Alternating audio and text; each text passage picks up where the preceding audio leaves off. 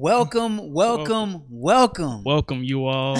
Ladies and gentlemen, we would like to welcome you to another episode of Live at 5. As you know, we are back at it again with another episode. So, as you know, I am Key, and this is Sam P. You said what? Sam P. There's two Sams. That's it. We would like to welcome you to another episode of Live at 5. This is an opportunity for us to open up what it means for social justice in our community and around the globe, right? So we talk about a lot at Live at 5. We do. And today we're going to talk about something called criminal justice reform. All right. Now, this won't be a long show. We're going to try to squeeze it into 30 minutes for you all. So we don't want to hold y'all too long. So we just hope that you are able to enjoy this show. Now, without further ado, we got something we want them to see first. Yeah. All right. So if you don't know what criminal justice reform is, you might know what the opposite of it is. Right. And with that, we want to show you this video. Check it out.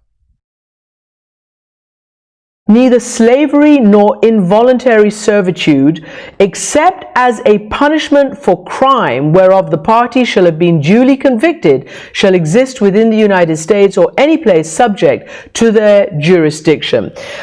If I thought, had any idea that I'd ever be a slave again, I'd take a gun and just end it all right away. And then they came back not too long ago. So they've been here back at the Capitol for probably about 30 minutes. We don't jam anybody when we gas. One, y'all clear.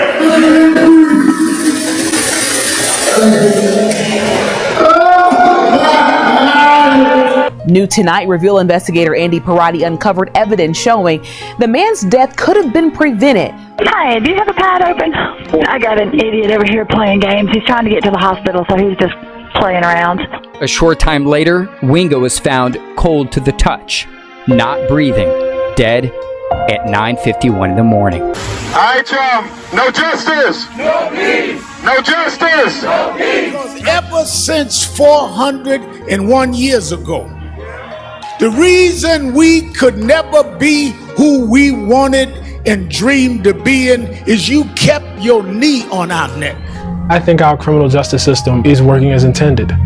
It is only broken to the extent that our society is broken.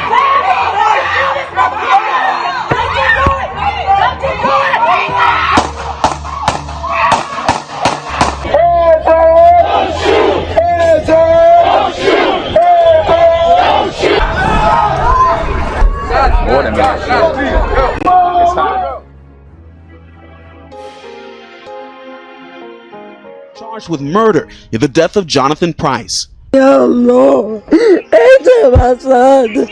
Oh my baby. We're done dying and complaining about the problems. We want to stand up, because the other side of being done dying is knowing that when we fight, we win. Says the protest that wound its way through Center City on June 1st was positive, and police responded.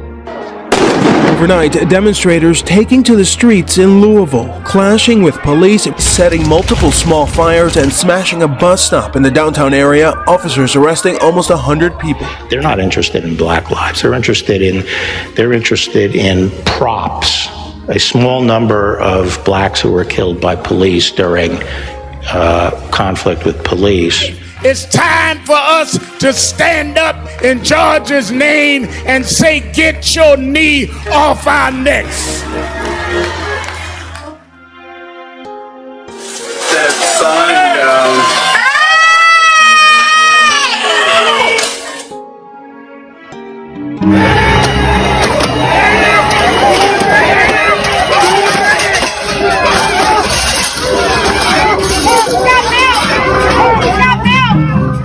I am here to announce something that you have been hearing all summer long here in Alamance County. We're ready for change.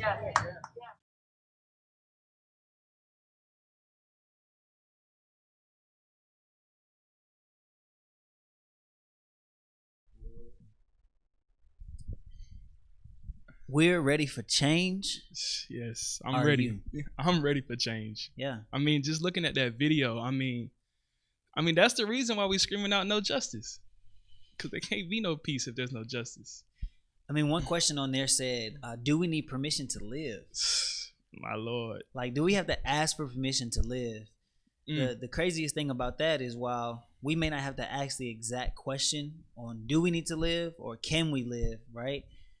We wake up every day, just as a community, we wake up every day questioning whether we're going to make it home or not. I mean, as you saw, every person that was getting harassed was a black male, black female. I mean, it's a target on our backs, and they just don't see it like we see it. It's crazy. So, I want to raise this question. Outside of what social media or media has portrayed, about our plight in America, the last clip showed something that was very familiar to us. It did, right? Can you talk about it a little bit?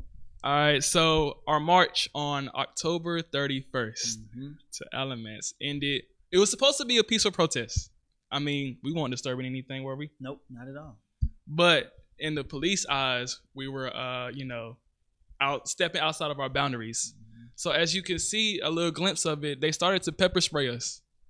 And all we was trying to do is just finish our protest, finish our march, our peaceful protest. To the poll, by the way. To the polls. We were going to vote. Yeah, it's voting time. And they pepper sprayed us. And I mean, as you can see in this picture here, they pepper sprayed in the air, but they also pepper sprayed a lot of us in the face. Yes. So, and I don't think that's not legal. Nah. Right? They pepper sprayed us in the face. They were only supposed to pepper spray either in the air or on the ground. And best believe my eyes were, it felt like I needed to rip them out of my face that day. And the crazy thing is that, in the grand protest, the march to the poll, we actually were allowed to be there. We were? We were allowed to be there. Had a permit till 2 o'clock. 2 o'clock. That day. And I think they started getting reckless around 1:10. Come on, y'all. Definitely before 2 o'clock. Right. So, but criminal justice reform, a lot of people take that and they want to use it as, the big name or the big offense is, defund the police or taking things from the system. And reformation, it involves some adding in and some taking out. And I think a lot of people may not understand that. They may not know, that reformation just means it's time to change up some things. Maybe the way police are vetted before they get into the system. Yeah. Right. Or the way that flagrant sentences or charges are brought on brothers like you and I because of the color of our skin. Yeah, definitely. And it's crazy. Even on that day, we got pepper sprayed and then we got arrested. I wasn't going to say, but yes, we got arrested, along with a few other of our brothers and sisters, a part of the justice community. We got arrested, y'all, and for standing up for what we believe in. Yeah, literally, we weren't fighting, we weren't selling drugs, we weren't in gang activity, none of that. Really just literally standing for the cause. You were standing there. Look, y'all. We stood there for a cause and were arrested, and many people were pepper sprayed, and it was a traumatizing experience, not just for us, but for a lot of people within the community. As you can see, there was a young lady that was in a like a hover round, like a scooter. Yeah, she couldn't move around. And she was pepper sprayed, and she went into shock. She had a seizure. I mean, it was kids out there, right? And kids that got sprayed that said they don't want to go back to march again, right? Because they was afraid, and they're afraid of police. Yeah. So what does that look like? What does that mean for our community? Yeah. When fear is being posited from culture to culture, right? Now you have the powers that be positing the same fear, and our kids don't want to help grow to make a change. Right. That's wild. Yeah, and I know one thing for me, with being arrested, every time, I always get this feeling, they try to intimidate us. They try to say, "Oh, we're gonna throw y'all behind in jail," to get us to disperse. So, on that day, I just knew I had to stand. I couldn't be intimidated. I couldn't run. You know what I mean? I got, my family on my back. My generations after me. You know what I'm saying? And in that moment, I realized I just can't be intimidated. So that was that was a real defining moment for me. Yeah. Well, speaking of criminal justice reform, we got a few stats we want to share with you all in regards to what criminal justice reform looks like. Why do we want to reform the justice system? Right. Can we get those stats on the screen real quick? Coming with the stats, all facts. So as you can see, 92% of the voters favor reducing prison time for individuals convicted of low-risk, non-violent offenses in prisons. And 90% of voters agree that we should break down barriers for ex-offenders.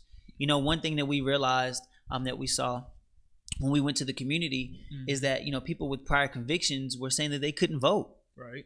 Voter suppression. They didn't know that they could vote. You know, and while the laws are out there and, you know, many people with prior convictions can vote, even some felons can actually vote, right? The information isn't freely given to these communities, so they don't know that they can go out and make something happen. Right. You know, even if you have a felony now, you might be watching the show right now and you didn't think that you can vote in this year's election. You can. Check it out. You got to read your literature, right? Could've. Because all that information is available to us, but that doesn't mean that they've made it accessible freely to us. Right. So, okay. So in the midst of all this, you know, Alamance County, I mean, who's the guy? What name is being, you know, popped around when it comes to all this, you know, injustice? I mean, I heard he's the sheriff, the head dog. So the biggest name that I've heard of in Alamance County when it comes to policing, and since 2000, I believe 2012, a little bit later than that, is Sheriff Terry Johnson. Now, when we say big dog, to some, you know, that might sound good. Yeah. But for many, it's a place of fear, a positing of fear. Yeah. And the Sheriff's Department, to let you all know, the Sheriff's Department is the oldest institution of law enforcement in the United States. And Sheriff Terry Johnson just so happens to be one of the longest serving sheriffs in North Carolina. Wow. He is known for his favoritism towards white supremacy, groups like Act Back, and has been seen embracing their leaders at demonstrations when tensions are high. So you're saying that when everything is going out of whack, this guy comforts them, comforts the people who are for Black Lives Matter or against what we stand for. Come on, y'all. Think about it. In the 2000s, the Department of Justice actually found that racial discrimination in Alamance County was extremely severe. My Lord. And Terry Johnson, alongside his deputies, followed people of Hispanic descent in unmarked cars. Now think about it. As a brother, you know, we know what it feels like to have blue lights behind us. Yeah. Not just because we're brothers, but just because we know what it feels like to have blue lights behind us. You know what I'm saying? Got the speeding thing. Keep it a buck. But to be racially profiled because my skin is black or brown, and in this case, it was the Latino community. Perspective. They were followed in unmarked cars, right? And they were arrested. These drivers were arrested, or more likely to be arrested, 10 times more than non-Latino drivers. Lord. And they even said that Sheriff Terry Johnson insisted that illegal immigrants were criminals and raping our citizens in many ways. I've actually seen some video. Yeah. With Terry Johnson. I saw a video today at a press conference, right? Talk to me. And Donald Trump was talking about ICE, right? And bringing ICE into the communities and how important it was for ICE to be in the community to take away a lot of the people from the Latinx community because of what the stigma was. They said that they were rapists and that they were murderers and that they were criminals and drug lords. It sounds like they're being targeted. Exactly. And for Sheriff Terry Johnson to be standing behind Donald Trump with all of these other sheriffs trying to initiate and trying to bring forth this this assumption, it let me know that this isn't a guy I really want to mess with. Now, they had to file a lawsuit. Somebody had to file a lawsuit, right? Well, I feel like in targeting, they actually did. They filed a lawsuit, and this lawsuit was, though it was filed, it was actually dismissed Wow. by a federal judge. Wow. After Terry Johnson spent Wow. $700,000 in taxpayer funds Ooh. for his legal fees. Wow. So he used taxpayer funds. Taxpayer funds. Oh man. To pay his court costs. And if you're still unsure of why Terry Johnson, my Lord, what he stands for as far as equality, we want you to check out these videos. Yeah, check these out, please. I'm not violating anything because. But you are in my personal space, so back off. Now. It's supposed to be 6 feet distance. Back off, 6 feet. Back off. Maybe you should back off 6 feet because I you're was the here one not before wearing you a walked mask. up, lady. I'm wearing a mask. And you're a pain in my too. What's your name? I don't let her burst you. My name is Elizabeth Hodges Baird. Oh, you get a touched me. close up. Yeah. You touched me though? Hey, did y'all see that? He looked like he was chilling. Okay, so this lady was. Wait a minute. Can we run that video back? Yeah. We want y'all to see that one more time, okay? Which one of these is not like the other? More time. I'm not violating anything because. But you are in my personal space, so back off. Now. It's supposed to be 6 feet distance. Back off, 6 feet. Back off.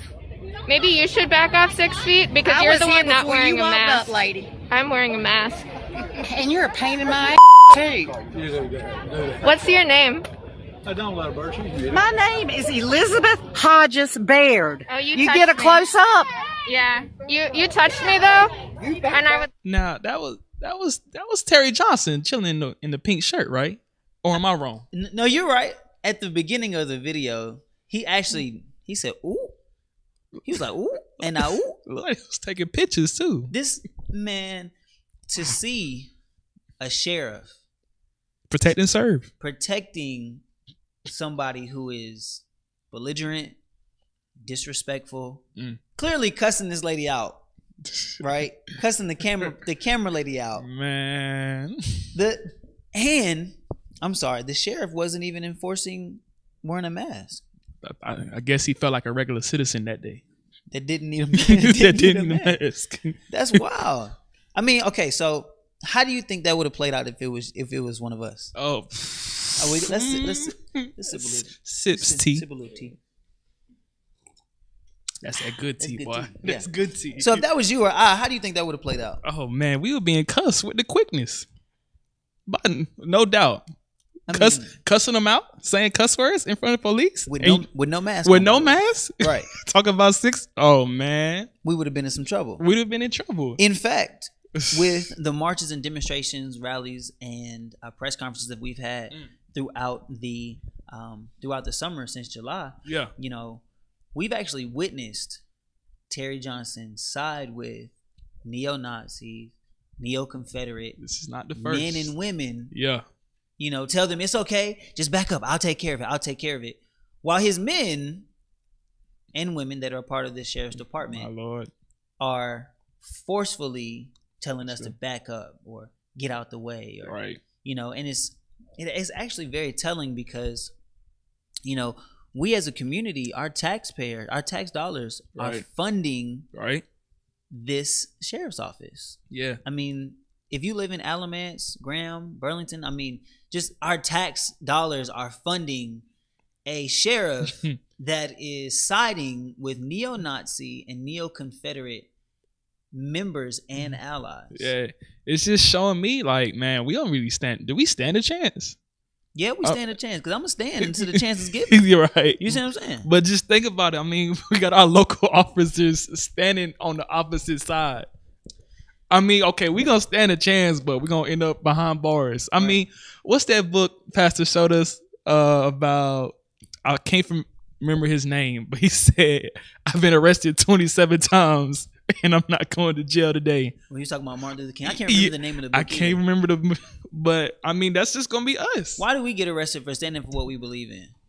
But when members of the opposing community stand for what they believe in, wave flags, yell, cuss, or belligerent, nothing ever happens to them. My Lord. Not that I know of. I've never seen Nobody. I mean, nobody on that side get arrested. I haven't. I personally, I've seen Terry Johnson comfort him to like the side, like come here. Let me talk to you. Let me talk to you real quick. Let me sip. Just want to sip to you again. You want to cheers?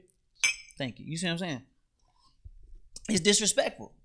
And for us to know that, we just want to make sure that you all know that whenever you see something like that, that doesn't mean it's right. And foul language? Yeah, right in front of them. I mean, I was told foul language was illegal. That's what I was told. I mean, I know we have freedom of speech, right? But we can't like slur. Yeah, we can't cuss somebody out. Not in public. Yeah. I mean, I couldn't cuss nobody out in private, to be honest. If I cussed in my household, it was a problem. Oh, by all means. I don't know what you're talking about. But yeah, like I was saying, we would be arrested if we cussing them cops out. So I feel like the biggest issue, we don't know the race or the color or the ethnicity of the woman behind the camera who was taking this film. But it is safe to say that if it was one of us, we probably would have been escorted off the courthouse property premises with no question, no off doubt. a public sidewalk. You speaking, sir? You see what I'm saying? Yeah. You know how I know that because when we marched, when we rallied, when we protest before, it happened. We were herded like sheep. Yeah. At one point, I'm gonna tell y'all. At one point, they tried to herd us into a back parking lot where the trash cans were. And I say they, meaning the police. Wow. Tried to herd us into a back parking lot where the trash cans were for us to protest behind a building. Oh yeah, that don't make no sense. That don't make no type of sense. Look, members of AA4J, y'all know what we're talking about. Y'all know exactly. Alamance Alliance for Justice, right? They tried to herd us like sheep behind a building. That doesn't make no sense. That does no sense at all. As a matter of fact, we actually got another video that we want y'all to check out, especially when talking about Terry Johnson and how we need to enact a criminal justice reform, a system that will reform what criminal justice looks like around our nation. Check it out. I remember being on the police department and the things that people do that you arrest is unbelievable. You just can't imagine. Can you, Terry? It's unbelievable. You're right. And you can't do now what we could do when I was on. I used to beat the hell out of them. I used to beat the hell out of them. I used to beat the hell out of them. But you can't do that now. Well. You can't. Wait a minute. Wait a tad smidget. Hold on. He said what I think he just said, They right? used to beat the what? Out of him? Out of who? What? He said they used to beat the beep out of him back in his day. Back in his day. And if you couldn't see, Terry Johnson was sitting there in this meeting, relaxing, giggling, laughing at what that meant. Now, I didn't see any brown bodies in that meeting, but I'm stunned. I'm shocked. I haven't even seen that. That was my first time witnessing that. Beat the what? See, that makes no sense to me. For it to be recorded, the powers that be say something like that, and it be all right. Laughing about it, like it's normal. That doesn't make sense. No, it actually hurts because at the end of the day, our taxpayer dollars and our votes actually keep these people in office. Keep them in office, and this is the person people are voting for. You know, one thing that Reverend Drumwright pointed out when we were at Tucker Street. Yeah, this is his old community, not really old community, his hood. Where he grew up, right? Where he grew up, was that there was no literature regarding voting. Yeah, there was no voting literature. I remember that in that community. Yeah, what does that mean for us as a people when places like Bowen Homes in Atlanta or Southwest DeKalb, East Atlanta? Where you from? I'm from Florida, Fort Pierce. Fort Pierce, Florida. Communities in Fort Pierce. I bet it's beautiful. It's beautiful in Fort Pierce. Yeah, I mean, I didn't get no political literature when I was there, so it's just about as bad. So when our communities are not given information, not being reached out about about the legalities that are governing that county or that area, and it's rough because how are we supposed to know who to vote for or what to vote for, right? Our families, for many, the tradition of voting and party choice actually comes down from what our parents did and what their parents did, and then what our parents did and what we may teach our children to do. I'm saying, right? Me growing up, all I knew to vote for was the president, and I didn't know about nobody else. That's real. I mean, nobody informed me about anybody else, but okay, you can vote for your next president. That's it. I think that's all we see too. Yeah. That's all we would have seen, especially as kids. And then I know about straight ticket. I believe that's what it's called, straight ticket voting, straight party. When you vote down the ballot, one party. And a lot of people do that, not realizing the ideals that are behind the candidates or, local politics, their ideals too. And one thing that we must know is that, things that we're voting for, the people that we're voting for, also have control over how criminals are treated. They do. And how justice is presented in these communities. Right. And the hardest part is knowing that you can actually have a little misdemeanor charge, right? You can get a misdemeanor charge. And when you get charged with a misdemeanor, you can have a bond that goes upwards to $50,000. Right. So, something I just learned about. $50,000. Yeah. Now, who do you know? Who? Maybe you know somebody. Because I don't. But I don't know anybody in my circle that can afford a $50,000 bond. Now for a misdemeanor charge, that's flagrant. Yeah. If we was playing football, it's a flagrant charge, flagrant foul. Right. You know what I mean? I feel like this is an opportunity for us to speak back and speak out, because there are so many people in the criminal justice system that shouldn't be there right now. Right. That's laughing like they are. Like, when I say that, I mean people that are subjects of the criminal justice system. So they've been arrested. Yeah. They've been arrested and they're serving sentences that they don't deserve to serve. Right. And it doesn't make sense. Yeah. I was talking to a Department of Corrections guy yesterday, and he told me that the reason why these sentences are so long is because we have judges in office and they've been in these seats for 30, 40 years. A long time. And times have changed. Yeah. But their mentality hasn't. Their tradition hasn't changed. That's real. How many of you all have family members like that? How many of y'all got uncles, aunts, grandmas, grandfathers like that, whose tradition is still the same? And I mean, for them to be a judge of a community of people with biases and ideals that are from before the 60s, right? It actually hurts us, and it continuously perpetuates. Yeah, that's real, man. I mean, I know family members who just haven't adjusted to these times. Like, I know people who still don't understand why we're marching. People who's just not getting with this justice movement, and it's the mentality. Like, they don't want to change their mentality, and this is something we're gonna be stuck in until we decide that we need to change. Right. And that's why good trouble for change. Right. People don't understand that good trouble for change. Like, this trouble is necessary. And once we can all get on one accord, I mean, change can really happen. Right. But we have to change our mentality. But I definitely feel that. I feel like the mentality is actually sticking on both sides. So in our community, there's a stigma that actually could keep us oppressed. Comments I've heard, we don't have to march because Martin and Malcolm marched for us, right? Right. We don't have to do that. Stigmas like it's not the civil rights movement no more, or we've come so far, we don't need to keep fighting. When I hear stuff like that, I get offended because while they did what they did, and Martin and Malcolm and every other person that was a part of the social justice, the civil rights movement, including the Honorable John Lewis,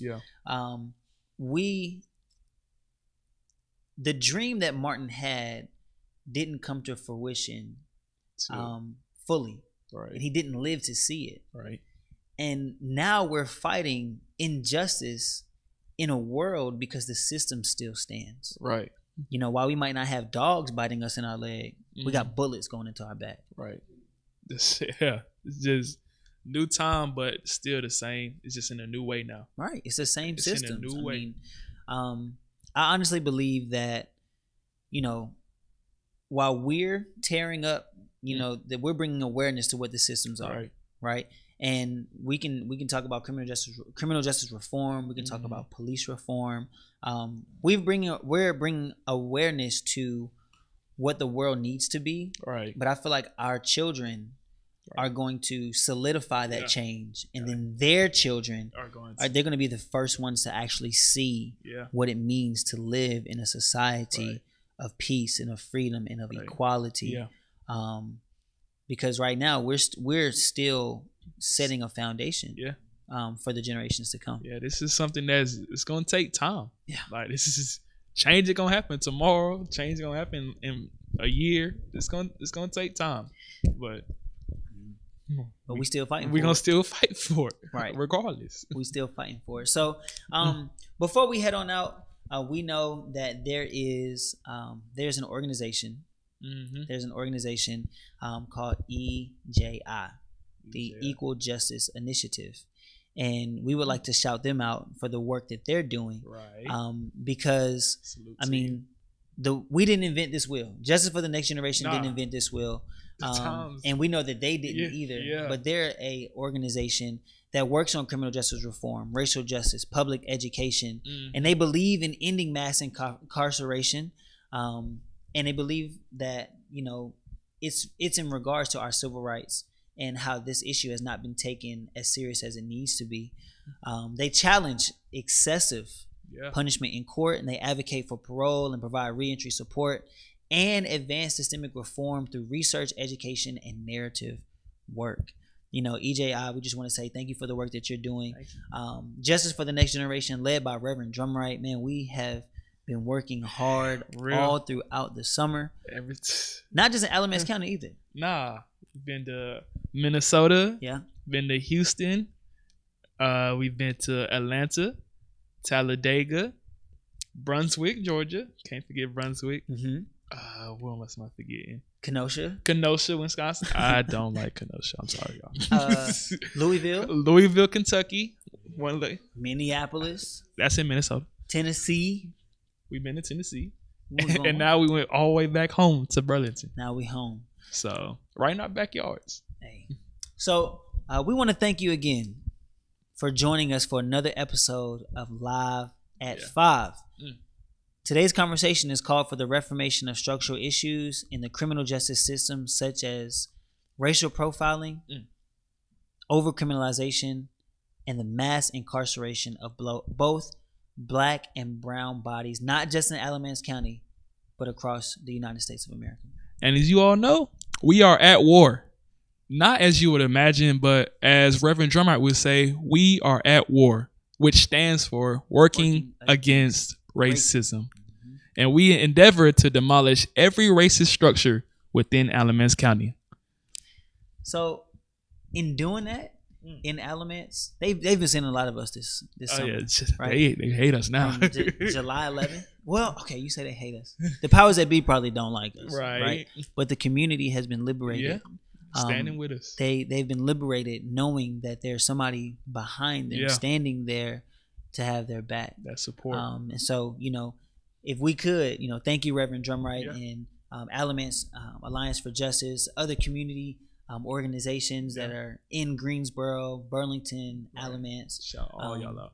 And, you know, while we've been marching since July and we've been pepper sprayed since October, right? And we still got to vote on the 3rd Biden, right?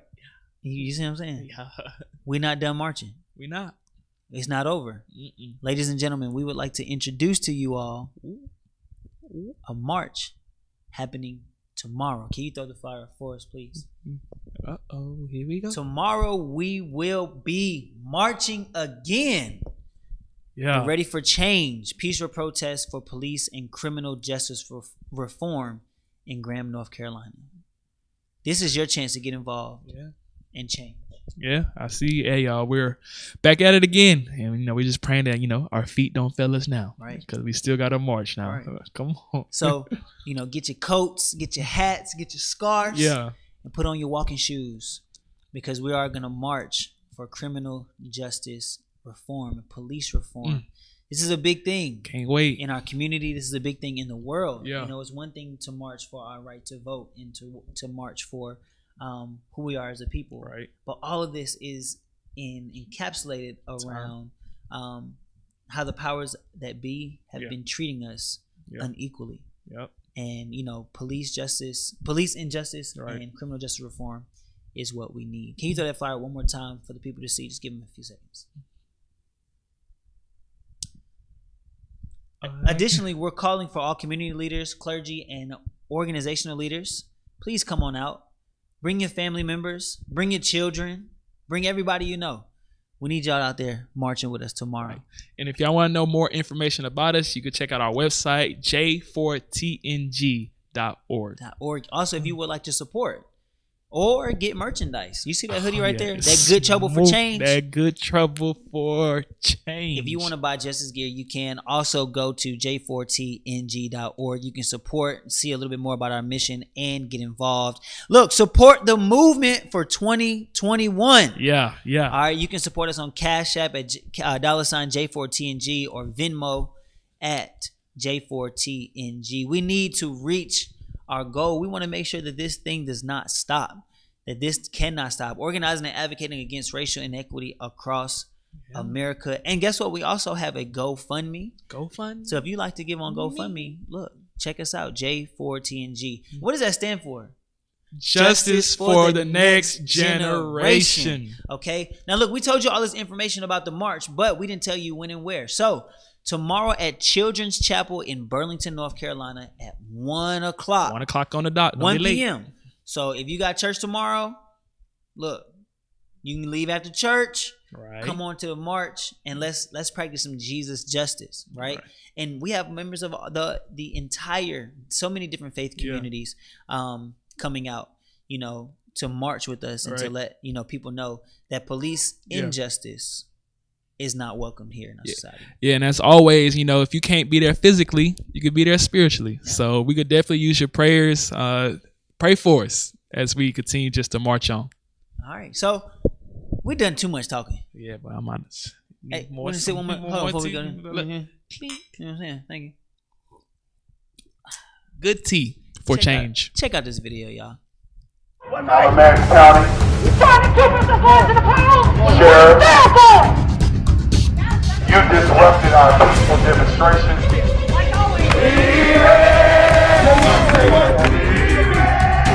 911, where's your emergency? You were looking for an opportunity to cause disruption. You have created this chaos. We will not stand down. We are on our legal right to occupy this ground. I have been permitted to occupy this ground until 2 o'clock, and I will stay here and demonstrate, carry out my legal rights. When you get involved, this always happens. When police get involved, black people always get arrested. When you get involved, peaceful demonstrations always turn into chaotic situations. Stand down.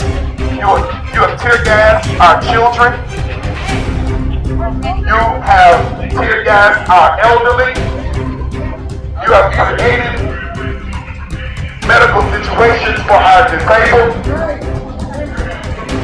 You have criminalized our peaceful movement. Hey, we will be back. We ain't go back down. They can take whatever they want from me. What is it? They ain't taking this movement.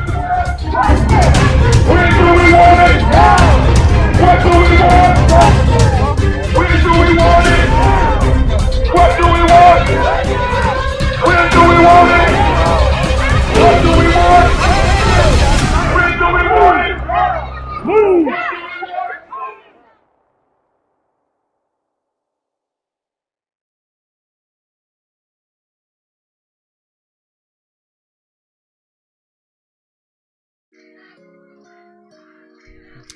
What do we want? Justice. And when do we want it? Now. Ladies and gentlemen, we would like to thank you for joining us for another episode of Live at 5. In place of service tomorrow, we're going to be in the streets. Marching. So join us tomorrow at 1 o'clock as we get ready to march for justice, equality, and police reform. Thank you. Have a good evening. Bye.